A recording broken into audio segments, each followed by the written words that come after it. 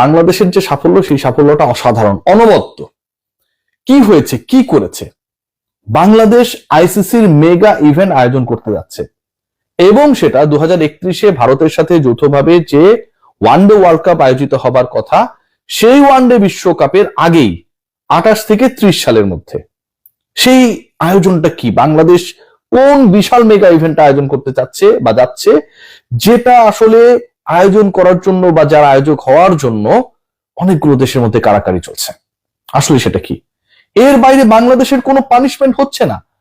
ICC টি-20 World Cup India Sri Lanka যেটার যৌথ হোস্ট, সেখানটায় বাংলাদেশ যে অংশগ্রহণ করছে না, সেটার জন্য বাংলাদেশের কোনো ধরনের পানিশমেন্ট হবে না, বাংলাদেশের রেভিনিউ কেটে ফেলা হবে না। বিশাল অর্জন, আসলে কি তাই? আলোচনা যখন এই জায়গায় করছি, ঠিক তখন কিছুটা হলেও বিব্রত হতে হয়।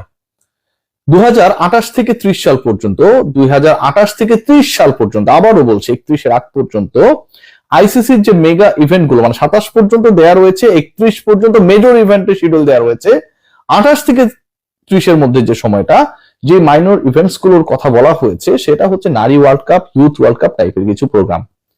বাংলাদেশ দল টি-20 বিশ্বকাপকে বিসর্জন দিয়ে যুব বিশ্বকাপের আয়োজক হবার খুশিতে ব্যাপক আনন্দিত। বাংলাদেশ ক্রিকেট বোর্ড ব্যাপক আনন্দিত। বিশাল অর্জন না? যুব বিশ্বকাপ হবে ভাই বাংলাদেশে। 2028 সালের দিকে বাংলাদেশে যুব বিশ্বকাপ হবে, এবং যেই যুব বিশ্বকাপকে কেন্দ্র করে ইন্ডিয়া, অস্ট্রেলিয়া, ইংল্যান্ড, এই যে বড় বড় দেশগুলো রয়েছে, তাদের মধ্যে কোনো কারাকারি নেই। ইন্ডিয়া সবশেষ ইউথ ওয়ার্ল্ড কাপ কবে হয়েছে বলতে পারেন?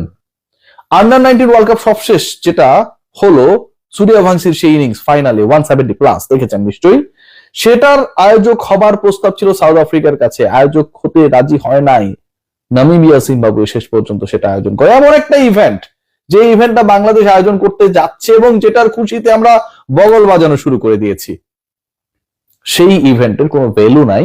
সেই ইভেন্টকে পেতে কারো মধ্যে কোনো প্রতিদ্বন্দ্বিতা নেই, যারা পায় তারা করতে চায় না।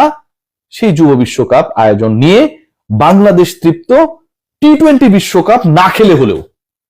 বুলবুল সাহেবের বিশাল সাফল্য।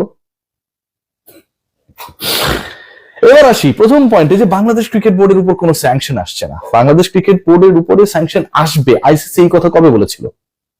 বাংলাদেশ ক্রিকেট বোর্ডের উপর বিশাল একটা স্যাংশন আসছে, এই বক্তব্য কি কখনো আইসিসির পক্ষ থেকে আমরা পেয়েছিলাম? বলে নাই, ধারণা করা হয়েছিল। বাংলাদেশ ক্রিকেট বোর্ডের উপর স্যাংশন আসবে না, বাংলাদেশ ক্রিকেট বোর্ডের উপর স্যাংশন আসবে না, বাংলাদেশ টি-20 ওয়ার্ল্ড কাপে খেলে নাই, তারপরেও এটা কি বিশাল অর্জন?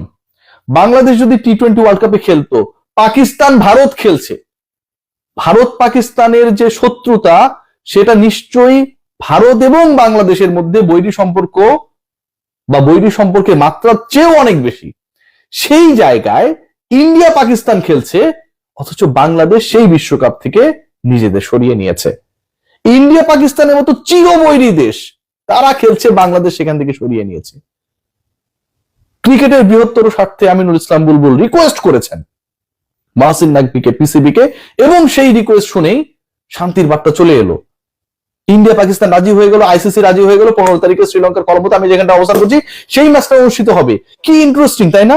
আমিনুল ইসলাম বুলবুলের কত পাওয়া, কিন্তু আমিনুল ইসলাম বুলবুল তার দেশের, তার দলের বিশ্বকাপ শ্রীলঙ্কার মাটিতে খেলানোর জন্য আইসিসি কে, বিসিসিআই কে, এসএলসি কে কাউকে রাজি করাতে পারলেও না, আয়ারল্যান্ডকেও না। কোথায় বসবাস করি আমরা? আমরা কি চিন্তা করি? আমাদের ইনজেক্ট কি করা হচ্ছে?